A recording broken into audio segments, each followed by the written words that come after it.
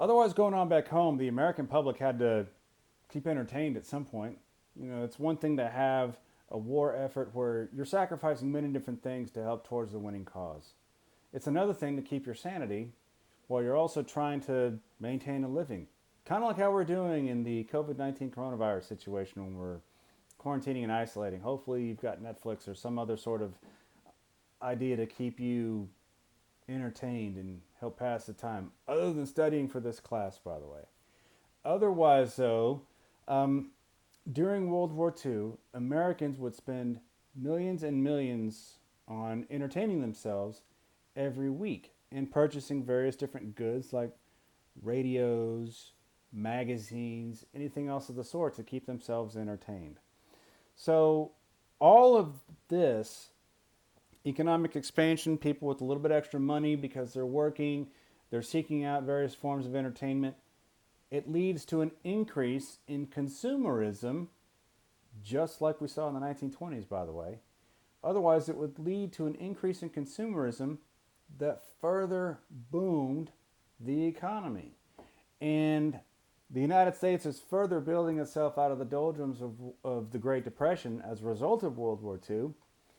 But you see many different things. And on the same token, you have the Office of War Information, the OWY, which is basically censoring the war effort. Nowadays,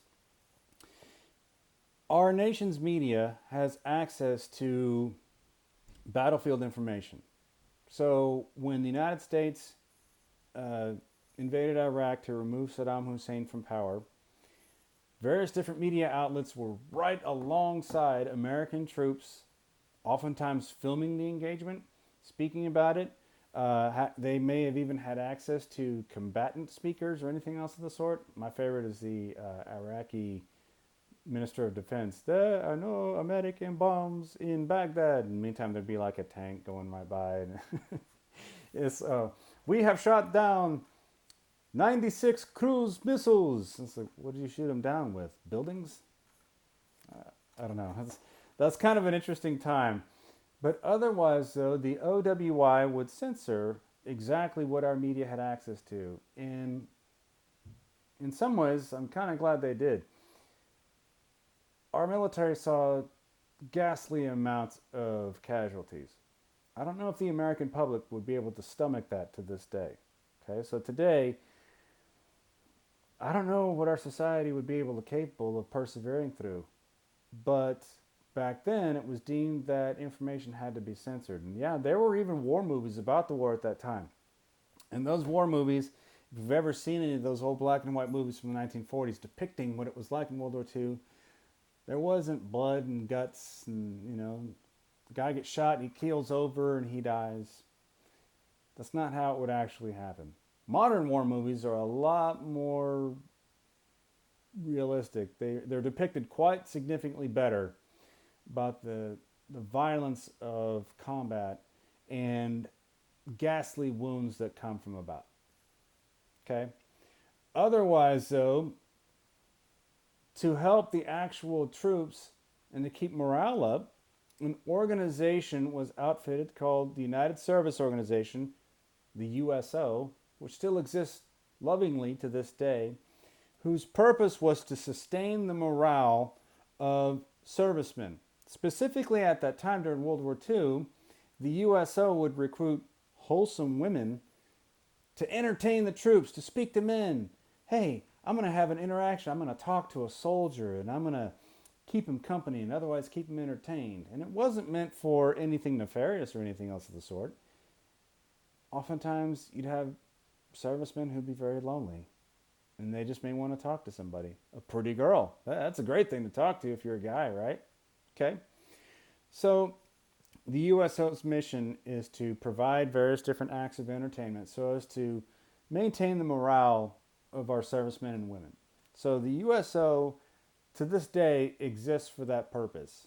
And they're a wonderful organization who's done many wonderful different things over the decades for those who have served, both abroad and otherwise, in combat zones, in during peacetime or anything else of the sort, so as to recognize that those on the fighting lines, they're still human. They deserve a break.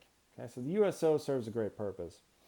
Otherwise, around this time, I mentioned earlier that women played a massive part in America's wartime productivity, wartime production. Somebody had to build those ships. Somebody had to make those planes. Somebody had to put those tanks together.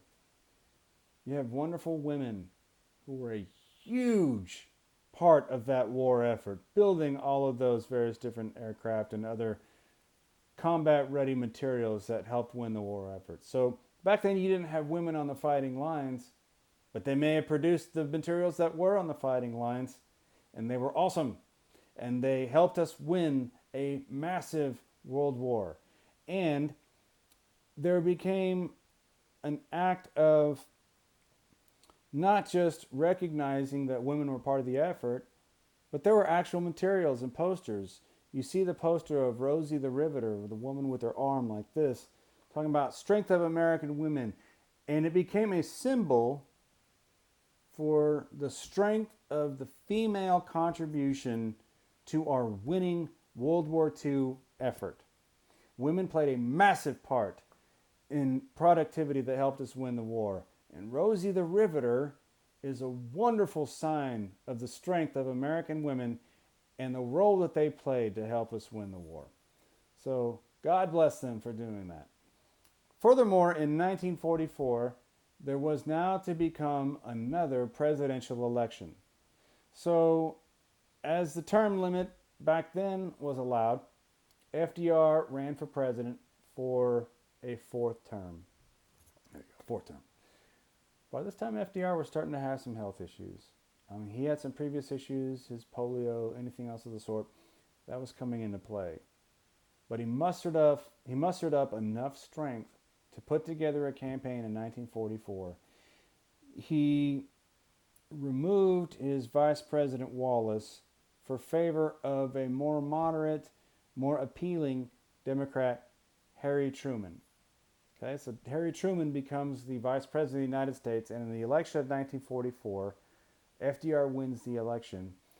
And in doing so, Democrats gain some seats that they had lost in the prior election. Otherwise, though, you further solidify the Democratic Party's control. But FDR maintains the presidency.